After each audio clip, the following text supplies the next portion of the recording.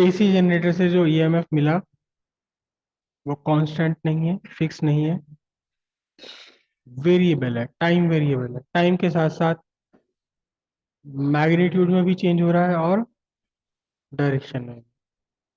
Equation बनी थी उसकी, टाइम के साथ डिपेंडेंसी कैसी है, E equals E not sine omega T. E not peak value है, पीक वैल्यू कब कब होती है, 1/4 ऑफ टाइम पीरियड पर या 3/4 ऑफ टाइम पीरियड पर निगेटिव। तो ईएमएफ कैसा है, ईएमएफ है E equals E not sine omega T. जब ईएमएफ वेरिएबल है तो इस ईएमएफ ने जो करंट फ्लो कराई होगी वो करंट भी कैसी होगी, वो भी वेरिएबल है। क्यों? क्योंकि करंट क्या होगा, करंट सीधा सीधा ईएमएफ डिवाइडेड बाय रेजिस्टेंस। अगर ईएमएफ वेरिएबल है तो करंट भी वेरिएबल है। तो ये आपकी करंट हो गई जिसे आपने कहा ऑल्टरनेटिंग करंट। यहाँ आई है current at time T, I not peak value of current या फिर current amplitude. Omega angular frequency है, किसकी एंगुलर फ्रीक्वेंसी, उस जनरेटर के आर्मेचर कॉइल की फ्रीक्वेंसी जिस जनरेटर से ये सब हो रहा है। तो करंट का जो ग्राफ आपका बनने वाला है, अगर आप करंट के लिए ग्राफ ड्रॉ करेंगे तो करंट का ग्राफ भी वैसा का वैसे ही आना है जैसा आपका ईएमएफ का ग्राफ आया था। क्या? कि जीरो से एक सर्टेन वैल्यू तक ये इंक्रीज होनी है, फिर डिक्रीज होनी है, उसके बाद अपोजिट डायरेक्शन में इंक्रीज होनी उतनी वैल्यू तक, और फिर डिक्रीज होनी है। ये टाइम कितना, जीरो, यहाँ टाइम T/4 और यहाँ टाइम T/2 और ये वाला टाइम 3T/4 और ये T। जितनी पॉजिटिव मैक्सिमम पहुंची, this is peak value of alternating current, plus I naught और minus I naught, plus I naught और माइनस आई नॉट के बीच में। अब ये करंट इंक्रीज और डिक्रीज हो रही है। करंट एक्चुअली क्या है, करंट एक्चुअल में किसी भी सर्किट में फ्लो होने वाला चार्ज है। ये सर्किट है, आपने एक सोर्स ऑफ ईएमएफ इसमें कनेक्ट किया तो आपने कहा कि करंट हो गई। करंट का मतलब क्या हुआ कि जो फ्री इलेक्ट्रॉन्स हैं इस पूरे सर्किट में, ये फ्री इलेक्ट्रॉन्स ये फ्री इलेक्ट्रॉन्स निगेटिव टर्मिनल से पॉजिटिव टर्मिनल की तरफ चल रहे हैं। कौन? इलेक्ट्रॉन्स। तो कन्वेंशनल करंट इसके अपोजिट डायरेक्शन में फ्लो ऑफ चार्ज है। करंट क्या है? Flow of charge. अब यहाँ जो ऑल्टरनेटिंग करंट है, ये ऑल्टरनेटिंग करंट लगातार घट रही है, बढ़ रही है। अभी हम इस बात को छोड़ दें कि इसने अपनी डायरेक्शन बदल ली। जब एक डायरेक्शन में चल रही है तब भी कहीं भी कांस्टेंट नहीं है, तब भी क्या है ये, तब भी ये घट बढ़ रही है, किसी भी मोमेंट पर किसी भी इंस्टेंट पर कांस्टेंट नहीं होती।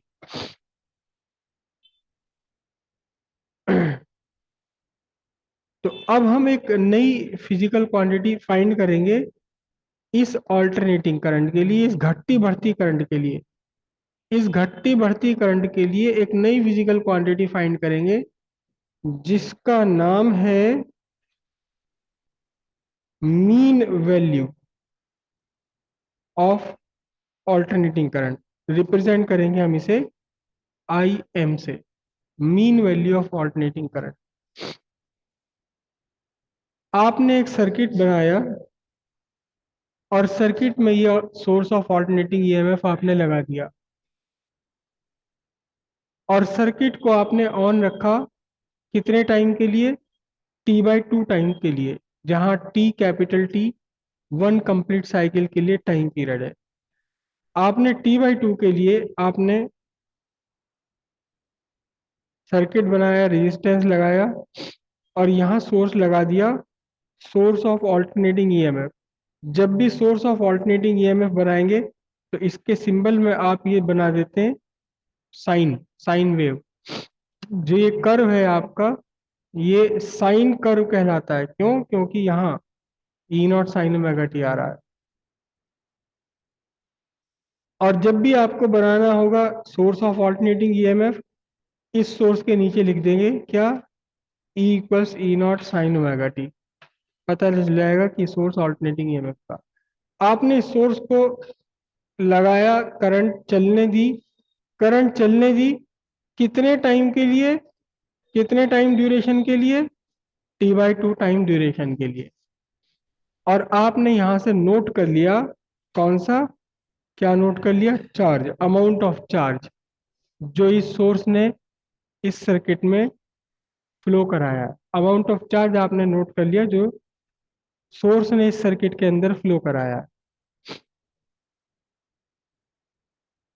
ऑल्टरनेटिंग करंट आपने अप्लाई किया, ऑल्टरनेटिंग ईएमएफ अप्लाई किया, केवल कितने टाइम के लिए, T/2 टाइम के लिए। इस T/2 कहाँ से आया, पहले ही आपने ऑल्टरनेटिंग करंट के लिए, ऑल्टरनेटिंग सोर्स ऑफ ईएमएफ के लिए टाइम पीरियड आपने पहले ही मेजर करके रखा हुआ है। जितना टाइम पीरियड था उसका आधे टाइम पीरियड के लिए आपने, तो आधे टाइम पीरियड में क्या बनेगी, ये ईएमएफ का या करंट का जीरो से बढ़ना, फिर वापस जीरो होना, फिर अपोजिट डायरेक्शन में बढ़ना, फिर जीरो होना। This is one complete cycle of AC. तो आधा टाइम पीरियड के लिए क्या हो गया, कौन सी साइकिल हो गई, फॉर हाफ साइकिल, आधी साइकिल के लिए, हाफ साइकिल ऑफ एसी के लिए आपने यहां करंट का फ्लो कराया। और आपने ये चार्ज मेजर कर लिया, आपने ये चार्ज मेजर कर लिया कितना चार्ज इस करंट ने फ्लो कराया है, इस घटती बढ़ती करंट ने जितना चार्ज फ्लो कराया है। सपोज ये चार्ज आपका क्यू है। फिर आपने क्या काम किया, फिर आपने बिल्कुल एग्जैक्ट वही सर्किट लिया, वही सर्किट लिया, और एक करंट कंट्रोल करने के लिए रियोस्टेट लगा दिया, लेकिन सोर्स लगाया अब आपने कौन सा, स्टडी ईएमएफ का सोर्स यहां आपने लगा दिया। स्टडी ईएमएफ का सोर्स आपने लगाया, करंट को एडजस्ट किया आपने यहां से, और कितना एडजस्ट करा, तब तक एडजस्ट किया जब तक कि ये स्टेडी करंट उतना ही चार्ज फ्लो करा दे जितना चार्ज आपके इस घटती बढ़ती ऑल्टरनेटिंग करंट ने कराया था ओवर हाफ साइकिल। आधा साइकिल में, आधा टाइम पीरियड में जितना चार्ज सर्किट में फ्लो कराया था इस घटती बढ़ती ऑल्टरनेटिंग करंट ने, एग्जैक्ट उतना ही चार्ज फ्लो करने वाली करंट आपने यहाँ एडजस्ट कर ली। तो अब जितनी भी करंट यहाँ है, क्या काम कर रही है करंट, ये करंट कांस्टेंट बनी रहकर, ये करंट कांस्टेंट मेंटेन रहकर उतना ही चार्ज फ्लो कर रही है उसी सर्किट में जितना चार्ज घटती बढ़ती करंट ने फ्लो कराया था over the same time duration, वो T/2 टाइम है। अब ये जो स्टेडी करंट है, this steady current is called the mean value of alternating current. है ये स्टेडी करंट, लेकिन किसकी मीन वैल्यू है, ऑल्टरनेटिंग करंट की मीन वैल्यू है। स्टेडी करंट है और मीन वैल्यू है। ऑल्टरनेटिंग करंट कांस्टेंट नहीं है किसी भी मोमेंट पर। तो जो करंट क्या है, rate of flow of charge, तो rate of flow of charge भी कांस्टेंट नहीं है। किसी इंस्टेंट पर चार्ज तेजी से फ्लो हो रहा होगा, किसी इंस्टेंट पर चार्ज धीरे धीरे फ्लो हो रहा होगा। तो आपने ओवर हाफ साइकिल ऑब्जर्व कर लिया कितना चार्ज फ्लो कराया, उतना ही चार्ज फ्लो कराने के लिए जो भी स्टेडी करंट रिक्वायर्ड है वही करंट कहलाई जाएगी इस ऑल्टरनेटिंग करंट की मीन वैल्यू। कोई आइडिया लगा सकता है कि ये कितनी आ सकती है। आपका ऑल्टरनेटिंग करंट जीरो से आई नॉट तक जाती है, आई नॉट से वापस जीरो जाती है, तो mean value of alternating current लगभग कितनी आ सकती, कहां तक आ सकती, क्या आ सकती है? अगर आप स्टेडी करंट जो फ्लो करा रहे हैं वो बिल्कुल जीरो, तो चार्ज ही फ्लो नहीं करेगा। और अगर आप जितनी आई नॉट है, मैक्सिमम वैल्यू है, पीक वैल्यू है ऑल्टरनेटिंग करंट की, उतनी ही स्टेडी करंट फ्लो करा दें, तो फिर तो बहुत सारा चार्ज हो जाएगा। क्यों? क्योंकि ऑल्टरनेटिंग करंट कभी जीरो भी है। इसकी वैल्यू आएगी जीरो और आई नॉट के बीच में, जीरो और आई नॉट के बीच में, आई नॉट से कम और जीरो से ज्यादा। Mean mean value of alternating current, I am, the study current that would send or flow the same amount of charge in, in same circuit in same time as is as is sent, sent, sent or flown by alternating current in same circuit over its half cycle is called mean value of alternating current. क्या? Instantaneous current.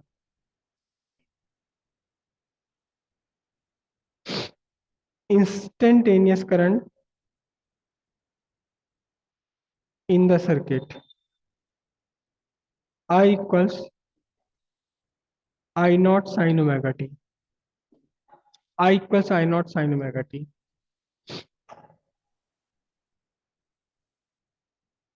By the definition of electric current, electric current is the rate of flow of charge equals I naught sine omega T. Hence, small amount small amount of charge flown in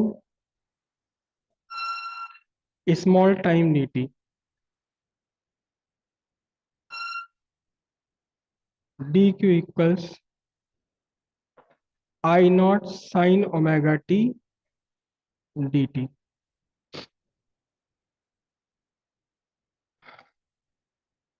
और अब आपको find करना है क्या? Total charge flown over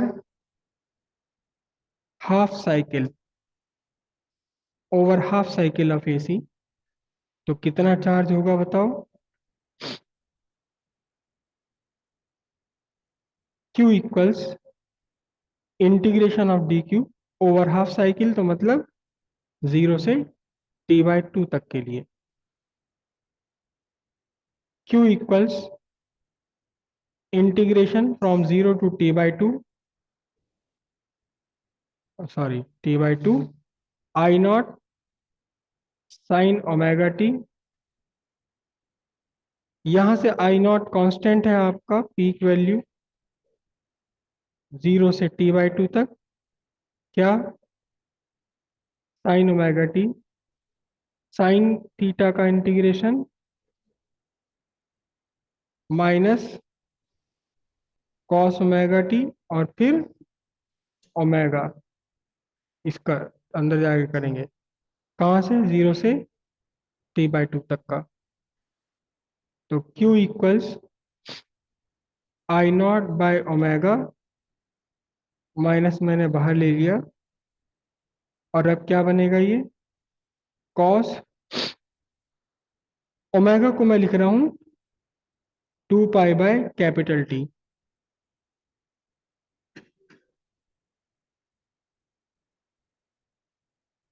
तो अब Q equals my not minus I not omega, और क्या बना बताओ?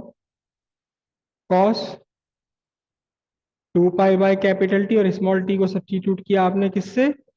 t/2 से, minus cos 2 pi by capital T, और स्मॉल टी को आपने सब्स्टिट्यूट किया कितना, 0 से।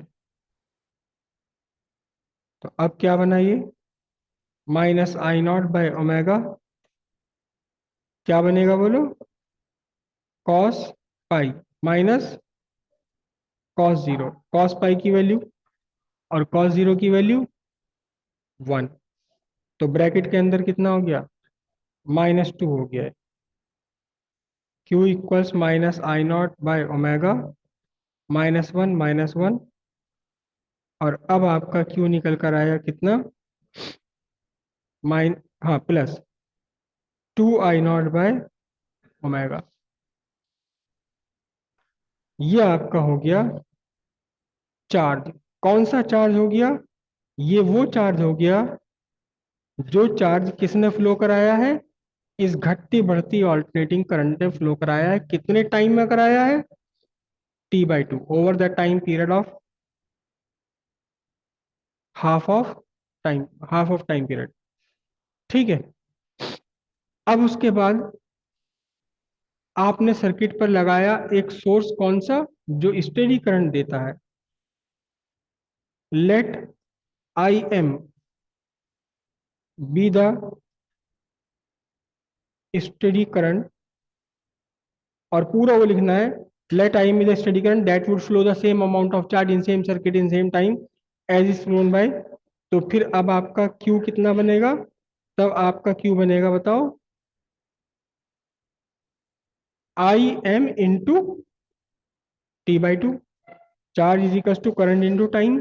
टाइम कितना है, T/2। ये वाला चार्ज और ये वाला चार्ज दोनों इक्वल है, same charge, same amount of charge आपने फ्लो कराया है। तो I M into T/2 equals 2I0/ओमेगा। ओमेगा को सब्स्टिट्यूट कर दो, 2I0 ओमेगा क्या होता है, 2 पाई बाय कैपिटल टी। अब ये कैपिटल टी कैंसिल हो गया आपका, यहां से 2 कैंसिल हो गया, तो क्या बचा आपके लिए बताओ, 2 इधर चला जाएगा। आई एम इक्वल्स 2I0/पाई। ठीक है। पाई की वैल्यू यहाँ सब्स्टिट्यूट कर दीजिए आप, पाई की वैल्यू सब्स्टिट्यूट कर दीजिए। सब्स्टिट्यूटिंग पाई, आई एम निकल कर आएगा 0.637 है।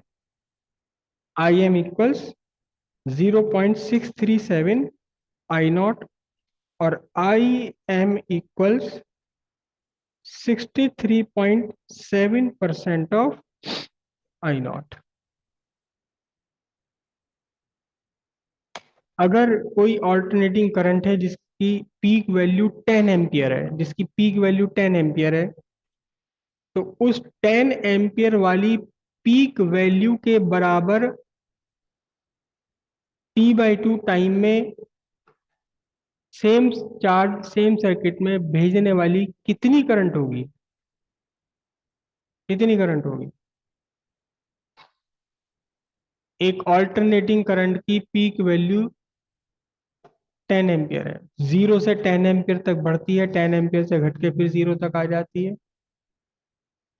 तो half cycle, duration of half cycle में उतना ही चार्ज उसी सर्किट में फ्लो करने के लिए इकसार कांस्टेंट बंधी हुई कितनी करंट काम कर जाएगी, 6.37 एम्पियर की करंट।